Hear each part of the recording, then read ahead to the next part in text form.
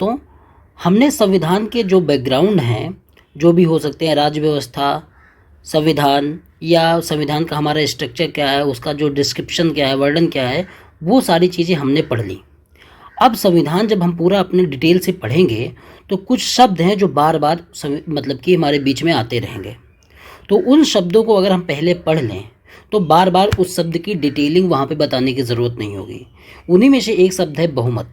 आप जब पूरे संविधान में को पढ़ते जाओगे तो बहुत बार इस शब्द का प्रयोग होगा कि बहुमत की, साधारण बहुमत, विशेष बहुमत, प्रभावी बहुमत, तत्कालीन बहुमत, इस तरीके के बहुत सारे बहुमत का प्रयोग बीच बीच में आता रहेगा। तो हम इनको एक ही बार में एक ही जगह पढ़ लेते हैं। तो जैसे कोई भी शब्द बाद में आए तो आपको पहले से पता हो कि इसका मतलब क्या है। जैसे आपसे अगर पूछा जाए कि संविधान में जो संशोधन होंगे वो विशेष बहुमत से होंगे, अब अगर आपको विशेष बहुमत का मतलब पहले से पता है तो आप तुरंत संख्या कैलकुलेट करके फटाक से दिमाग में अपने क्लियर कर लेंगे कि इसका मतलब ये है।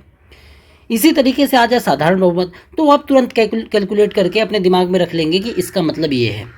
तो राष्ट्रपति और फिर जो बहुमत हैं वो कई तरीके के हैं हमारे संविधान में, सबके लिए अलग अलग तरीके के बहुमत की बात की गई है। जैसे राष्ट्रपति को हटाना हो तो अलग तरीके का बहुमत है, सुप्रीम कोर्ट के जज को हटाना हो तो अलग तरीके के बहुमत की बात की गई है, किसी सरकार को बहुमत सिद्ध करना हो तो अलग तरीके हैं, सरकार को हटाना हो तो अलग तरीके हैं। इसीलिए हमको ये चीज़ें पहले पढ़ लेते हैं, तब हमको दिमाग में ये क्लियर रहेगा कि उस पर्टिकुलर जगह पे बहुमत का क्या मतलब है। तो भी आप कहीं किसी भी स्टेट में या सेंटर में कहीं भी अगर सरकार गिरती है या बनती है तो उसको कितने बहुमत की, किस तरीके की बहुमत की ज़रूरत होगी, आपको पहले से दिमाग में एकदम क्लियर रहेगा। चाहे स्टेट की बात हो, सेंटर की बात हो, किसी विधेयक की बात हो, किसी भी तरीके के जहाँ पे बहुमत शब्द आएगा तो आपके दिमाग में एक तुरंत चीज़ें क्लियर हो जाएंगी, अच्छा ये उस बहुमत की बात कर रहे हैं। तो भारत के संविधान में बहुमत के बहुत सारे प्रकार बताए गए हैं। साधारण बहुमत है, प्रभावी या तत्कालीन बहुमत है, विशेष बहुमत है, पूर्ण बहुमत है, इस तरीके की चीज़ें बताई गई हैं। तो हमें वन बाय वन सारी चीज़ों को हम देखते हैं कि इनकी मीनिंग क्या है, इसका मतलब कि आशय क्या है। तो सबसे पहले हम देखते हैं साधारण बहुमत। तो साधारण बहुमत को इंग्लिश में क्या बोलते हैं दोस्तों? Simple majority. इसका क्या मतलब होता है? साधारण बहुमत का ये मतलब है कि सदन में उपस्थित और मतदान करने वाले सदस्यों का बहुमत, उपस्थित और मतदान करने वाले सदस्यों का बहुमत। अब देखो, जैसे बहुमत की बात कहाँ होगी, आप खुद सोचो कि बहुमत की बात होगी कहाँ पे। तो ये बहुमत की बात जनरली ज़्यादातर कहाँ होगी, या तो लोकसभा में, या राज्यसभा में, या स्टेट हो तो विधानसभा या विधान परिषद में, तो वहीं पे बहुमत की बात होगी। अब हम इसका मतलब समझते हैं कि उपस्थित और मतदान करने वाले सदस्यों की बहुमत की बात की जाती है यहाँ पे। तो जैसे हम किसका एग्जाम्पल लें, जैसे हम मान लो कि हम लोकसभा का एग्जाम्पल ले लेते हैं। लोकसभा में किसी चीज़ पे हमको साधारण बहुमत के बारे में बताना है, तो लोकसभा में कितने कुल टोटल कितनी संख्या है? टोटल संख्या थी 545 टोटल संख्या थी। लेकिन 104वें संविधान संशोधन से जो एंग्लो इंडियन 2 नॉमिनेट होते थे उस प्रावधान को हटा दिया गया है। तो अब टोटल संख्या कितनी है लोकसभा की? 543। तो अब टोटल लोकसभा की 543 संख्या है। अब देखिए, अब 543 मेंबर हैं, लेकिन लोकसभा का या जो विधानसभा या कोई भी सदन हो उसका ये भी नियम है कि ज़रूरी नहीं कि हर सदस्य हर दिन उपस्थित हो। ये बिल्कुल ज़रूरी नहीं है कि प्रत्येक सदस्य प्रत्येक दिन की कार्रवाई में भाग ले। तो हमारा जो साधारण बहुमत से मतलब है वो इस संख्या से मतलब नहीं कि टोटल संख्या, ये तो टोटल संख्या हो गई। हमको टोटल संख्या से मतलब नहीं है, हमारा मतलब है कि उपस्थित संख्या से। तो मान लो 543 में से केवल 200 लोग उस दिन उपस्थित हुए और किसी विषय पे हम वहाँ पे मतदान होना है, किसी भी विषय पे मतदान होना है, उस पर चर्चा होनी है, उसको साधारण बहुमत से पास किया जाना है। तो ये विषय कैसे पास होंगे? तो 543 तो टोटल हैं, लेकिन स्कीम की ज़रूरत नहीं, उपस्थित हुए 200 लोग। साथ में अब जैसे जो सदन है उसका ये भी नियम है कि ज़रूरी नहीं है कि जो उपस्थित हो वो मतदान भी करे, ये बिल्कुल ज़रूरी नहीं है। तो 200 के 200 लोग उपस्थित हैं तो इसका बिल्कुल मतलब ये नहीं कि 200 के 200 मतदान ही करें, जिसकी मर्जी हो मतदान करे, जिसकी मर्जी हो मतदान ना करे। तो मान लो कि इस 200 में से केवल 180 लोगों ने मतदान किया, 200 लोगों ने नहीं किया, मतलब कि 20 लोगों ने नहीं किया। तो ये कंडीशन हमारी फुलफिल हुई, उपस्थित और मतदान। उपस्थित अकेले नहीं, उपस्थित तो 200 हैं, मतदान केवल मतलब कि 180 लोगों ने किया। तो ये ऐसा नहीं है कि जो उपस्थित नहीं है वो अपने घर में बैठ के मतदान कर दे, ये भी नहीं माना जाएगा। तो उपस्थित भी हो और मतदान भी करे, ये दोनों कंडीशन कब फुलफिल होती है इस नंबर पे, 180 नंबर पे। मान लो 180 लोगों ने मतलब कि मतदान किया। अब देखो 180 का बहुमत क्या होगा, आप खुद बोलो, समझो कि 180 का बहुमत सिंपल मेजोरिटी से क्या होगा, तो 50% प्लस। 180 का 50% क्या हो प्लस क्या होगा कि जब हम 180 को पहले तो आधे में बांटो, 50% की बात है तो 2 से डिवाइड कर दिए, तो 50% प्लस की बात है यहाँ पे। 50% तो बराबर हो जाएगा, तो बहुमत कहाँ हुआ। तो 180 को जब बांटोगे तो 90 आएगा, तो 90 में 90 तो बड़ा आधी आधी संख्या हो गई ना, तो 90 में हम 1 प्लस करेंगे तो जो बहुमत होगा वो कितना आएगा, 91। तो अगर विधेयक के पक्ष में या जो प्रस्ताव है उसके पक्ष में 91 वोट पड़ जाते हैं तो वो प्रस्ताव पारित माना जाएगा, या तो विपक्ष में 91 पड़ गए तो वो जो विधेयक है या जो प्रस्ताव है वो खारिज हो जाएगा। ये तो बात हुई सम संख्या की, क्योंकि हमने यहाँ पे जो संख्या ली 180, वो क्या ली, वो सम संख्या ली। मान लो कि सम संख्या ली तो हमारा कट गया बढ़िया से, लेकिन अगर हम सम संख्या ना लेते या तो हमारा जो वोटिंग होती 200 में से अगर 179 लोग ही वोट करते, तब आप कैसे डिसाइड करते। तो यहाँ पे ये नियम है दोस्तों कि जैसे 179 है तो अब इसका हाफ करो, 179 का 179 का जब आप हाफ करोगे तो कितना आएगा, 179 का हाफ करोगे तो 89.5 आएगा। अब बताओ इसको बहुमत कैसे करोगे आप, सोचने वाली बात है ना कि इसमें आप बहुमत कैसे सिद्ध करोगे। तो देखिए इसमें आप बहुमत इस तरीके से सिद्ध करते हो, राउंडिंग ऑफ के हिसाब से। हर जगह मतलब कि है, मतलब कि जितने भी प्रावधान होंगे आगे वहाँ पे अगर इस तरीके की बातें आएंगी, पॉइंट में दशमलव में कुछ चीज़ें आएंगी तो वहाँ पे राउंडिंग ऑफ की बात आएगी। तो इसमें क्या होगा, इसमें 2 तरीके से नियम काम करते हैं।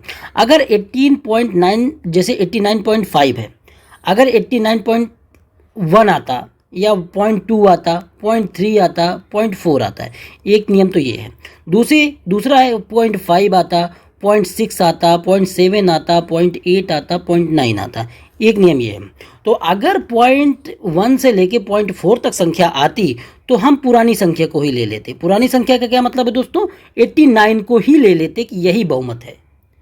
अगर ये संख्या आती 0.1, 0.2, 0.3 तो पुरानी संख्या को ही ले लेते। लेकिन जब संख्या 0.5, 0.6, 0.7, 0.8, 0.9, 89 के बाद आए तब हम क्या करेंगे, इसमें एक ऐड करेंगे, मतलब कि आने वाली जो नई संख्या है उसके जस्ट आगे वाली नई संख्या को लेंगे। तो नई संख्या कौन सी हो जाएगी 89 के बाद, 90। तो यहाँ बहुमत क्या हो जाएगा, 90।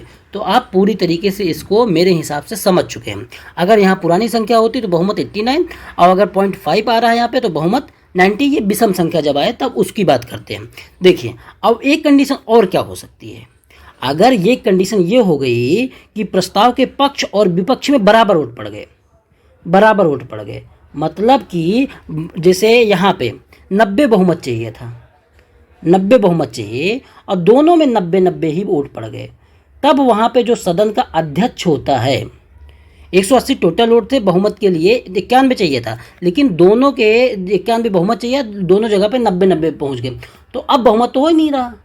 तो यहाँ पे जो सदन का अध्यक्ष होता है, जैसे लोकसभा में लोकसभा अध्यक्ष है, इनको ये अधिकार है कि ये क्या बोलते हैं उसको, निर्णायक वोट डाल सकें। निर्णायक वोट, इसको कास्टिंग वोट कहते हैं। तो ये निर्णायक वोट डालते हैं, इनकी मर्जी होती है, पार्टी से बंधे हुए नहीं होते हैं कि जिस भी पक्ष में ये वोट डालना चाहे उस पर डाल सकते हैं। और ये वोट अगर इस पक्ष में डाल दिए तो ये 91 हो गया तो विधेयक पास हो गया, इस पक्ष में डाल दिए तो ये क्या हो गया, विधेयक गिर गया। तो ये हमारा पहले तरीके का बहुमत हो गया, साधारण बहुमत। तो सिंपल मेजॉरिटी का आप पूरी तरीके से मतलब समझ चुके हैं। तो उपस्थित और मतदान करने वाले सदस्यों का बहुमत 50% प्लस होता है। ये सर्वाधिक प्रयोग में लाया जाने वाला बहुमत है। इसके जो एग्जाम्पल हैं, इसका प्रयोग कहाँ कहाँ पे होता है, ये सारे चीज़ आगे जो वीडियो आएंगे उनमें सब में आप ये पढ़ोगे कि साधारण विधेयक का क्या मतलब है। सारे चीज़ें जो इसमें आएंगे सब आप बात आगे आने वाले टाइम पर पढ़ोगे। अभी सिर्फ यहाँ पर बहुमत का मतलब बता रहा है। तो इसका प्रयोग साधारण विधेयक के मामले में, धन विधेयक के मामले में, वित्त विधेयक के मामले में, विभिन्न तरीके के जो प्रस्ताव होते हैं, अविश्वास प्रस्ताव, कोई सरकार के खिलाफ लाना है जो विपक्ष लेके आता है कि आपके पास जो मतलब कि बहुमत नहीं है आप सिद्ध करो, तो वो अविश्वास प्रस्ताव लेके आता है। सरकारें जो होती हैं वो अपना विश्वास प्रस्ताव लेके आती हैं। इसी तरीके से काम रोको प्रस्ताव है, निंदा प्रस्ताव, कटौती प्रस्ताव, ध्यानाकर्षण प्रस्ताव आदि जो हैं ये सिंपल मेजॉरिटी से ही पास होते हैं। तो आपके दिमाग में बिल्कुल डाउट नहीं होना चाहिए सिंपल मेजॉरिटी को लेकर, एकदम क्रिस्टल क्लियर मैंने इसको बता दिया, आपको इसको पूरी तरीके से समझ लेना है। अब आते हैं हम अपने दूसरे प्रकार के बहुमत जिसको बोलते हैं प्रभावी या तत्कालीन बहुमत। देखिए, अब दूसरे प्रकार का जो बहुमत है उसको कहते हैं प्रभावी या तत्कालीन बहुमत। ये इसको इंग्लिश में इफेक्टिव या देन मेजॉरिटी कहते हैं। इसका मतलब क्या होता है? इसका मतलब होता है प्रभावी सदस्य संख्या का बहुमत। तो इसको जानने के लिए कि ये होता क्या है, तो हमको सबसे पहले ये जानना पड़ेगा कि प्रभावी सदस्य संख्या क्या होती है।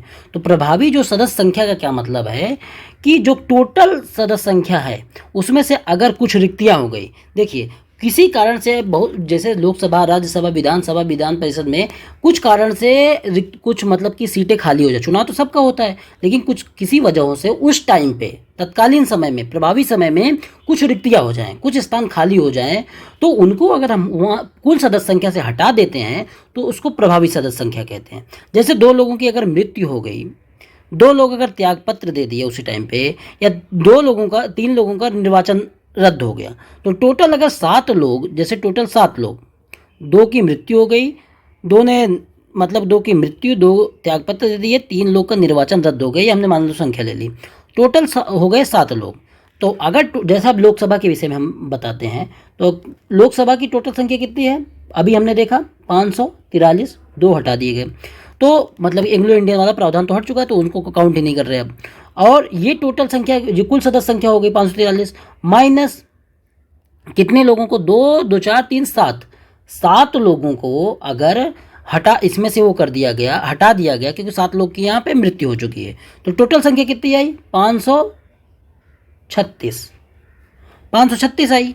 तो अब 536 जो है, अब देखिए जो मैं साधारण बहुमत बताया था उसमें उपस्थित और मतदान करने वालों का संख्या चाहिए था, लेकिन यहाँ पे ऐसा नहीं है, यहाँ पे थोड़ी ज़्यादा संख्या चाहिए, क्योंकि इसमें जो मामले हैं जिनको हटाने की बात है वो आगे हम देखेंगे कि ये किस किस पे लागू होता है। तो 536 ये हो गया, तो इसका बहुमत क्या होगा 536 का?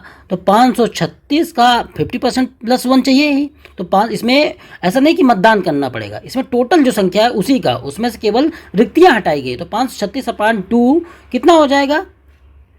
536/2 और +1, क्योंकि एक जोड़ना पड़ेगा, तो टोटल हो जाएगा 269। ये 268 हुआ और ये +1 किए तो 269। तो अगर 269 लोग किसी पक्ष, मतलब कि जो प्रस्ताव है उसके पक्ष में वोट देंगे तो वो चीज़ें हट जाएंगी, मतलब कि प्रस्ताव पारित होगा, और अगर विपक्ष में वोट देंगे तो प्रस्ताव गिर जाएगा। तो इसलिए 269 मतलब कि 269 लोगों को तो उपस्थित होना और मतदान करना ही पड़ेगा। इसमें उपस्थित तो मतदान जैसी बात नहीं है, उपस्थित होकर मतदान करना ही पड़ेगा।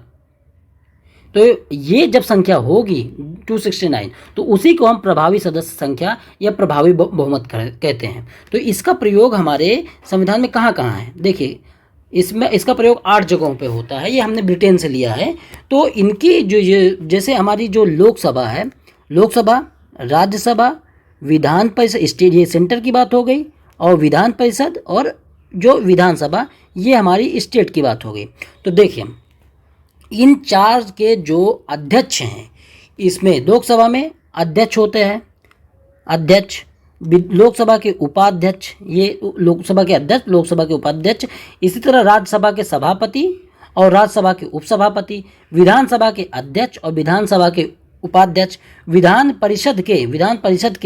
विधान परिषद के सभापति और उपसभापति। इन 4 लोगों को, इन 4 जगहों पे, मतलब कि 8 लोगों को अगर हटाना हो तो तत्कालीन या प्रभावी बहुमत की ज़रूरत पड़ती है। चुनने के लिए नहीं दोस्तों, चुना तो इनको अपने सदन के बहुमत से चुना जाता है, लेकिन चुनने के लिए नहीं, इनको हटाने के लिए जो बहुमत चाहिए होता है उसको प्रभावी या तत्कालीन बहुमत कहते हैं। आपसे कोई अगर पूछे कि प्रभावी या तत्कालीन बहुमत क्या होता है, तो पूरा कैलकुलेट करके आप बता दीजिए कि ऐसा ऐसा होता है। तो हटाने में लोकसभा के अध्यक्ष उपाध्यक्ष को, राज्यसभा के सभापति उपसभापति को, विधानसभा के अध्यक्ष उपाध्यक्ष को और विधान परिषद के सभापति उपसभापति को हटाने के लिए जिस बहुमत का प्रयोग होता है उसको क्या कहते हैं दोस्तों? उसको कहते हैं इफेक्टिव या देन मेजॉरिटी या प्रभावी या तत्कालीन बहुमत। तो 2 तरीके के बहुमत की हमने चर्चा कर ली। एक साधारण बहुमत की, दूसरा प्रभावी या तत्कालीन बहुमत की। अब तीसरा जो बहुमत है दोस्तों, उसको कहते हैं एब्सोल्यूट मेजॉरिटी या पूर्ण बहुमत। अब इसके विषय में देखते हैं। ये जो बहुमत का प्रकार है इसको हम बोलते हैं पूर्ण बहुमत, एब्सोल्यूट मेजॉरिटी, या इसको बोलते हैं स्पष्ट बहुमत। व्यवहार में इसको स्पष्ट बहुमत भी बोलते हैं। तो इसका प्रयोग हमारे संविधान में केवल एक जगह है। वो कहाँ है? राष्ट्रपति के चुनाव में निर्वाचन कोटा निकालने के लिए। और इसके जो संख्या होती है उसमें मतलब कि क्या होता है, देखिए जैसे हम लोकसभा को लें तो लोकसभा में टोटल संख्या कितनी है? 543। तो इसमें पूर्ण बहुमत में क्या होता है? कुल सदस्य संख्या का बहुमत। तो कुल सदस्य संख्या का बहुमत की बात क्या है? तो 543 को अगर हम इसका बहुमत निकालेंगे तो डिवाइडेड बाई टू करेंगे, और डिवाइडेड बाई 2 करेंगे और +1 कि मतलब कि आधे से तो ज़्यादा ही होना चाहिए। तो जो आएगा संख्या वो कितना आएगी? 271। लेकिन यहाँ पे 543 ही है तो +1 करने की ज़रूरत नहीं, क्योंकि ये विषम संख्या है। तो 271.5 आ जाएगा। इसका 0.5 से क्या मतलब है कि 272।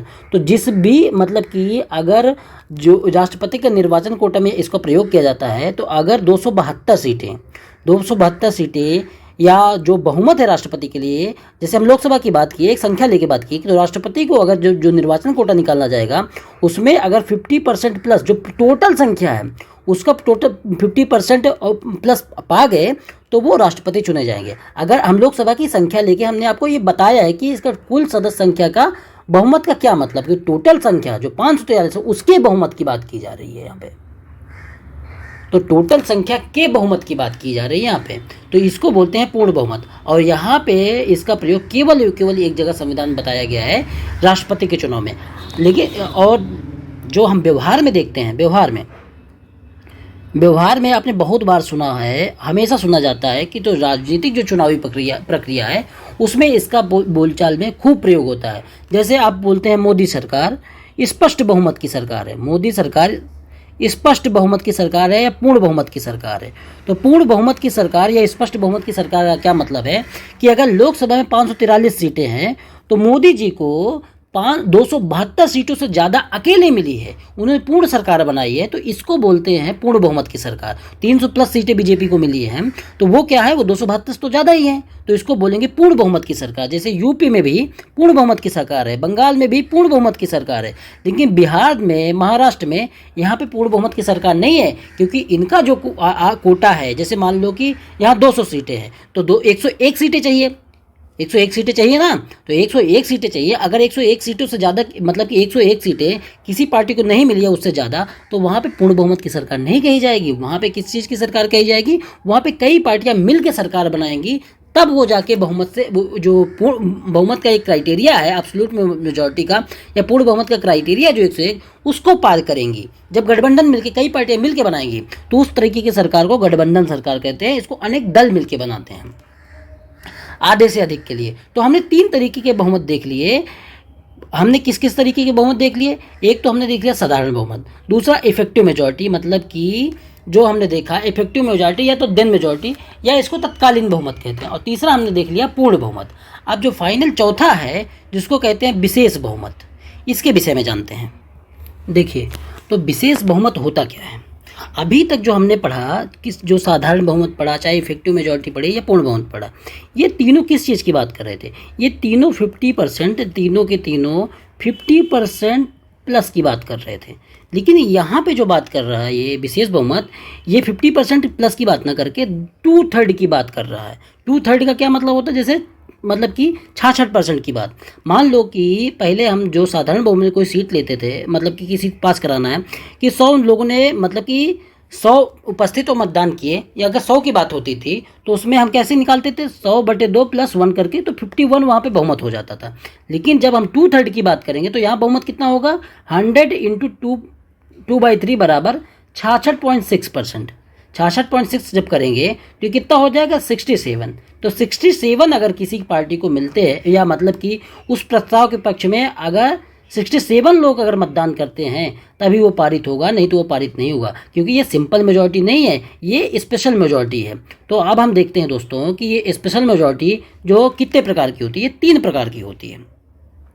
ये हमारे जो संविधान में लिखा भी गया है उसको ऐसे ही लिखा गया है कि प्रथम प्रकार का विशेष बहुमत, द्वितीय प्रकार का विशेष बहुमत और तृतीय प्रकार का विशेष बहुमत। आपको बस ये याद रखना है कि विशेष बहुमत की बात जहाँ भी आएगी वहाँ पे 50% वन की बात नहीं होगी, वहाँ पे 2/3 की बात ही हमेशा होगी। तो विशेष बहुमत देखिए, विशेष बहुमत से तात्पर्य 2/3 बहुमत से है। विशेष बहुमत 3 प्रकार के होते हैं। तो पहला प्रकार क्या है उसको देखते हैं। तो इसकी परिभाषा आप पहले देख लो, तब आपको बिल्कुल एकदम क्रिस्टल की तरीके से समझ में आएगा, थोड़ा भी डाउट नहीं होना चाहिए। देखिए, उपस्थित और मतदान, फिर वही वाली बात आ गई कि उपस्थित भी हो और मतदान भी करे करने वाले सदस्यों का 2/3 बहुमत। जो हमने साधारण बहुमत में देखा था, सेम तरीके की बात यहाँ पे भी देखी थी, लेकिन साधारण बहुमत में 50% प्लस की बात थी, लेकिन यहाँ पे 50% प्लस की बात नहीं है, यहाँ 2/3 की बात है। अब देखो, जैसे हमने पिछले वाले में लिया था, क्या लिया था कि लोकसभा की टोटल सीट कितनी है 200, मतलब कि 543। तो हम यहाँ पे भी वही संख्या ले रहे हैं 543। इसमें 2/3 कैसे निकालेंगे फर्स्ट प्रकार के बहुमत में? तो मान लो 543 लोग टोटल हैं, लेकिन उपस्थित हुए कितने 200। वही सेम तरीके से ले रहा जिससे आपको समझ में आए। उपस्थित में से 200 हुए और इनमें से वोट कितने लोगों ने डाला 180। तो अगर हम साधारण बहुमत करते तो 180 डिवाइडेड बाई 2 + 1 कर देते तो 91 बहुमत आ जाता। लेकिन यहाँ पे क्या करेंगे कि 180 का अगर 2/3 निकालेंगे तो इसमें गुणा करेंगे 2/3 का, तो कितना हो जाएगा? अब 2/3 का आप गुणा करोगे तो 3 × 18 120 हो जाएगा। तो अगर प्रस्ताव के पक्ष में 120 लोग होंगे तो प्रस्ताव पारित होगा, अगर 120 से कम हो गए तो प्रस्ताव गिर जाएगा। यहाँ पे +1 करने जैसा तो कुछ है नहीं। क्यों नहीं है? क्योंकि यहाँ 50% की बात नहीं हो रही है। जब किसी चीज़ में बिल्कुल एग्जैक्ट आधे से ज़्यादा की बात होगी तब तो आप ऐड करेंगे। यहाँ तो 2/3 तो आधे से बहुत ही ज़्यादा है, तो 1 ऐड करने जैसा कुछ है ही नहीं। इसी तरीके से अगर ये सम संख्या की बात हो गई, अगर 179 हम संख्या लेंगे तो इसको 2/3 करेंगे तो जो भी आएगी उसमें दशमलव में आएगा। तो फिर वही बात 0.1, 0.2 से 0.4 तक और 0.5 से 0.6 तक। अगर 0.4 तक है तो पिछली संख्या ले लेंगे, और अगर 0.6 से 0.9, 0.5 से 0.9 तक है तो अगली वाली संख्या ले लेंगे। तो ये बहुमत हो जाएगा पहले प्रकार का। संविधान में जो है इसका प्रयोग कहाँ कहाँ किया गया है? इसका प्रयोग आर्टिकल 249 में और आर्टिकल 312 में किया गया है। ये सारे जो आर्टिकल 249 या 312 हैं ये हम आगे जो वीडियो आएंगे उसमें पढ़ेंगे, लेकिन आप बस इतना जान लीजिए कि संविधान में इसका प्रयोग कहाँ पे है। जब हम राज्यसभा लोकसभा की तुलनात्मक स्थिति देखेंगे तब वहाँ पे इसको हम डिटेल में पढ़ेंगे। अब आते हैं जो द्वितीय प्रकार का विशेष बहुमत है उसके बारे में। अभी तक जो हमने पढ़ा ना, पहले प्रकार का विशेष बहुमत या पूर्ण बहुमत, साधारण बहुमत, ये सब चीज़ें सरल थी, ये एकदम आसानी से समझ में आ जाती थी। वास्तविक रूप में ये जो द्वितीय प्रकार का विशेष बहुमत है इसी को समझना है। मूलतः यही विशेष बहुमत है, इसी को आप समझ लिए तो सारा समझ जाएंगे, क्योंकि ये थोड़ा सा टेक्निकल है और थोड़ा सा कठिन भी है। देखिए, तो द्वितीय प्रकार का जो बहुमत है, पहली कंडीशन तो इसकी भी वही है कि उपस्थित और मतदान करने वाले सदस्यों का 2/3 बहुमत, जो कुल सदस्य संख्या के आधे से कम ना हो। ये मेन चीज़ है। पहली कंडीशन तो ये है और प्लस दूसरी कंडीशन ये होनी चाहिए, तो कुल सदस्य संख्या के आधे से कम ना हो, ये मेन इंपॉर्टेंट चीज़ है। तो फिर हम वही एग्जाम्पल लेंगे, लोकसभा वाला ही। लोकसभा का एग्जाम्पल हम लिए इसलिए क्योंकि हमने सब जगह वही लिया है, तो इसकी वजह से आप समझ पाएंगे अच्छे से। तो 543 मेंबर लोकसभा के हैं, तो इसके आधे से अधिक की बात कितना हो गई? 543 का आधा कितना हो गया? 543/2, जो 2 मतलब कि इसका जो ये सेकंड नंबर, ये फर्स्ट वाली तो अगर पास हो गई तो सेकंड वाली भी पास होना जरूरी, दोनों पास होना जरूरी है। तो ये कुल, इसको तो आप देख ही लो कम से कम कि कुल सदस्य संख्या के आधे से कम ना हो, ये कंडीशन तो फुलफिल होनी ही चाहिए। तो कुल सदस्य संख्या कितनी है? 543, इसके आधे से कम ना हो, तो इसका आधा कितना हो जाएगा? 543/2 का मतलब हो जाएगा 271.5। इसका क्या मतलब 0.5 का कि 272। तो कोई भी संख्या है, अगर लोकसभा में ये वाली बहुमत की बात होती है तो संख्या 272 है ना, 272, इससे कम तो होना ही नहीं चाहिए उस पक्ष में। मतलब कि अगर कोई विधेयक लाया जाता है या कुछ भी प्रस्ताव लाया जाता है, तो अगर 272 से कम अगर उसके पक्ष में होंगे तो वो पास नहीं होगा, 272 से ज़्यादा ही होना चाहिए। तो 272, ये वाली कंडीशन एक हो गई कि 272 तो कम से कम चाहिए ही लोकसभा में। अब देखिए, अब मान लो किसी डेट को, देखिए अब एक एग्जांपल समझते हैं। देखिए, किसी भी डेट को लोकसभा में, एक डेट है, मतलब कि मान लो कि 10 जुलाई 12 जुलाई, किसी डेट को लोकसभा में मान लो कि वही वाली हम कंडीशन लेते हैं, ये वाली कंडीशन फॉलो करने के लिए कि 200 लोग उपस्थित हुए, 180 ने मतदान किया, 180 ने मतदान किया, पक्ष में इसमें 140 ने मतदान किया, विपक्ष में 40 ने मतदान किया, पक्ष में 140, विपक्ष में 40 ने मतदान किया। तो पहली कंडीशन क्या कहती है कि उपस्थित और मतदान करने वाले सदस्यों का 2/3। तो ये जो है 180 का 2/3 कितना होगा, 180 का 2/3 कितना होगा, 120। तो देखो 180 का जो मतलब कि बहुमत हुआ 2/3 हुआ कितना हुआ, 120। तो 120 से 140 जो पक्ष में मतदान पड़ा, 140 तो ज़्यादा ही है, तो ये कंडीशन तो फुलफिल हो गई। लेकिन क्या 140 जो है 272 से ज़्यादा है, नहीं है, तो ये कंडीशन फुलफिल नहीं हुई। तो जो प्रस्ताव आया था वो गिर जाएगा, वो पास नहीं होगा। लेकिन अब दूसरे दिन देखें, हम यही कंडीशन लेंगे तो हमको दोनों कंडीशन फुलफिल करनी है कि जो विधेयक लाया जाएगा, जो प्रस्ताव लाया जाएगा, वो पारित कब होगा। तो ये दोनों कंडीशन फॉलो होंगी तभी पारित होगा। तो हमने दूसरी कंडीशन क्या ली, लोकसभा में अगले दिन बैठक हुई तो उसमें उपस्थित जो हुए, मान लो कि 543 टोटल हैं, इसमें से उपस्थित हुए 460 लोग, 460 लोग, और इसमें से इन्होंने से 460 उपस्थित में से 450 ने मतदान किया। पक्ष में मान लो, पक्ष में 350 लोगों ने मतदान कर दिया और विपक्ष में 100 लोगों ने मतदान किया। तो 450 का 2/3 कितना होगा, 450 का 2/3 कितना हो जाएगा, 300। तो 300, और पक्ष में कितने लोगों ने किया, 350 ने। तो देखिए, तो ये जो पहली कंडीशन थी, उपस्थित और मतदान करने वाले सदस्यों का 2/3 बहुमत, तो 2/3 300 से तो ज़्यादा है ही, और ये 300 272 से भी ज़्यादा है। तो इस दिन ये विधेयक पारित हो जाएगा। तो अब हमने ये वाला भी देख लिया। तो इसका प्रयोग संविधान में हमारे कहाँ कहाँ है, इसका प्रयोग संविधान संशोधन विधेयक में, सुप्रीम कोर्ट और हाई कोर्ट के जज के विषय में, और कई ये जो इनको हटाने के लिए, जो इनको रिमूवल की बात की जाती है, सुप्रीम कोर्ट और हाई कोर्ट, इनके रिमूवल के विषय में कैग हो गया, या मुख्य निर्वाचन आयुक्त जो हमारे मेन पदाधिकारी होते हैं, उनकी जब पदमुक्ति की जाती है तो उसमें इस विधेयक, इस प्रस्ताव का, ये मतलब कि बहुमत का जो सेकेंड तरीके का बहुमत है, ये वाली कंडीशन, और संविधान संशोधन विधेयक में भी, तो जब उसमें इसका प्रयोग किया जाता है द्वितीय प्रकार के बहुमत का। तो आप इसको ढंग से समझ गए। अब आते हैं हम तीसरे प्रकार के बहुमत में, जो सबसे कठिन बहुमत है। देखिए, जो तीसरे प्रकार का जो विशेष बहुमत है, ये सबसे कठिन या कठोर बहुमत है।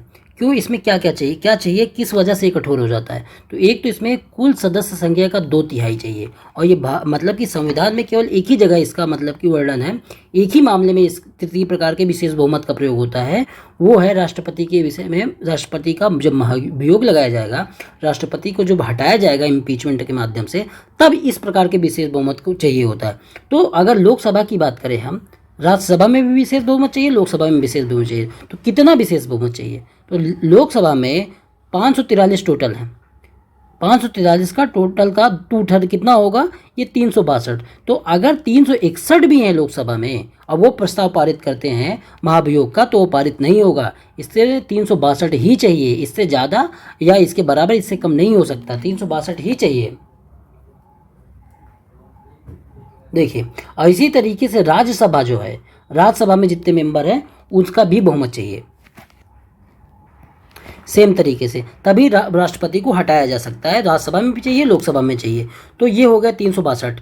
मतलब तो ये जो तृतीय प्रकार का विशेष बहुमत है, ये सबसे कठिन बहुमत है, क्योंकि इसमें संख्या देखिए दोस्तों, 362 चाहिए, कुल टोटल मेंबर का 2/3 चाहिए, और ये केवल एक ही जगह प्रयोग है राष्ट्रपति के विशेष बहुमत के लिए, वो है आर्टिकल 61। तो आर्टिकल 61 जो है वो महाभियोग की प्रक्रिया को बताता है, और महाभियोग का मतलब कि वर्णन किसमें है, आर्टिकल 56 में। लेकिन प्रक्रिया क्या होगी महाभियोग की, वो आर्टिकल 61 बताता है। तो इसी में हमारे मतलब कि तृतीय प्रकार का जो विशेष बहुमत है उसका वर्णन है। देखिए, जो राष्ट्रपति है और ये सुप्रीम कोर्ट, हाई कोर्ट के जज हैं, इनके लिए सबका मतलब कि महाभियोग शब्द यूज कर दिया जाता है, जो कि बिल्कुल गलत है। राष्ट्रपति के लिए जो महाभियोग शब्द है, इसी के लिए सिर्फ यूज होना चाहिए, इसका इम्पीचमेंट शब्द है। और जो सुप्रीम कोर्ट, हाई कोर्ट, इन सबके जज हैं, इनके लिए प्रक्रिया दोनों की लगभग समान है, बिल्कुल एक नहीं है, क्योंकि इसमें जो विशेष बहुमत चाहिए ये थर्ड प्रकार का, और जो सुप्रीम कोर्ट के जज हैं, हाई कोर्ट के जज हैं, उनके लिए द्वितीय प्रकार का जो विशेष बहुमत चाहिए, जो क्या होता है, उपस्थित और मतदान करने वालों का 2/3, और जो कुल सदस्य संख्या के 2 से मतलब कि आधे से कम ना हो, तो वो चाहिए होता है। तृतीय प्रकार में हमें चाहिए कुल सदस्य संख्या का 2/3। तो ये थोड़ा सा कठिन बहुमत हो जाता है राष्ट्रपति वाला। तो इसमें जो है राष्ट्रपति के लिए तृतीय प्रकार का है, और जो राष्ट्रपति को छोड़ के बाकी जितने सारे पद हैं वो द्वितीय प्रकार के बहुमत में आ जाते हैं। जो और तो जो मतलब कि जो सुप्रीम कोर्ट, हाई कोर्ट, इन सब के जज हैं, इनके लिए जो मतलब कि शब्द यूज़ किया गया है, जैसे सुप्रीम कोर्ट है, आर्टिकल 124 में इसके हटाने की प्रक्रिया दी गई है सुप्रीम कोर्ट के जज की, तो वहाँ पे जो शब्द यूज किया गया है उनके लिए रिमूवल शब्द यूज किया गया है, पदमुक्ति। जबकि जो राष्ट्रपति है इसके लिए इम्पीचमेंट शब्द का प्रयोग किया गया, महाभियोग शब्द का प्रयोग किया गया। तो हमने जितने प्रकार के बहुमत हो सकते थे सारे हमने पढ़ लिए। अब कुछ शब्द हैं उनको भी देख लेते हैं, फिर हम अपने जो मतलब कि सिलेबस है उसकी शुरुआत करते हैं। तो एक शब्द है दोस्तों कोरम। कोरम, कोरम क्या होता है? वह न्यूनतम संख्या जिसके पूरा न होने पर किसी सदन की कार्रवाई को अवैध घोषित कर दिया जाता है। तो किसी सदन की जो कार्रवाई है उसको वैध करने के लिए कम से कम इतनी संख्या तो चाहिए ही चाहिए। और भारत में जो कोरम है ये कुल सदस्य संख्या का 10% है या 1/10 है। मान लो कि जैसे लोकसभा में अगर 543 मेंबर हैं, 543 मेंबर हैं टोटल, और उस दिन इसका 543 का 1/10 कितना होगा? 1/10 कितना होगा? तो 543 का 1/10 या 10% होगा 54.3। तो 0.3 अगर मतलब कि वही वाली फिर राउंडिंग ऑफ से आप देख लेंगे कि इसकी जो टोटल जो कोरम चाहिए 54 चाहिए। तो मान लो किसी दिन अगर 53 सदस्य उपस्थित हुए, 50 सदस्य उपस्थित हुए, इसमें से 48 ने किसी विधेयक के पक्ष में कह दिया, और जो क्या कहते हैं मान लो साधारण विधेयक है या कुछ भी है, साधारण विधेयक है, और 2 ने विपक्ष में मतदान किया, तो ये जो 48 है ये तो बहुत ज़्यादा संख्या है 50 के हिसाब से, क्योंकि उपस्थित तो मतदान करने की बात है, चाहे विशेष बहुमत की बात हो चाहे साधारण बहुमत की बात हो। तो ये 48 जो है तो संख्या मतलब कि उपस्थित और मतदान के हिसाब से बहुत ज़्यादा है। लेकिन जो मतलब कि वो होगा, जो सदन का अध्यक्ष होगा वो इसको खारिज कर देगा, क्योंकि ये 50 जो संख्या है ये कोरम को ही नहीं पूरा करती। तो कम से कम 54 होने चाहिए, तभी किसी चीज़ पे कोई प्रस्ताव जो है पारित हो पाएगा। तो जिसके ना पूरे होने पर सदन की कार्रवाई ही अवैध घोषित हो जाएगी, उसको हम कोरम कहते हैं। और क्या शब्द है? और एक शब्द है विधेयक।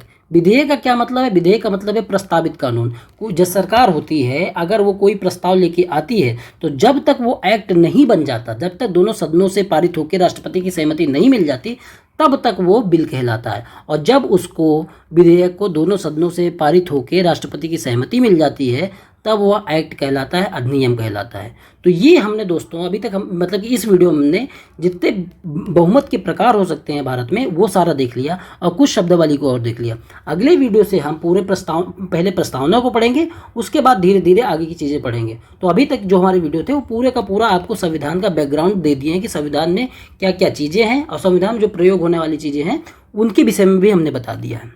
तो इस वीडियो में इतना ही दोस्तों।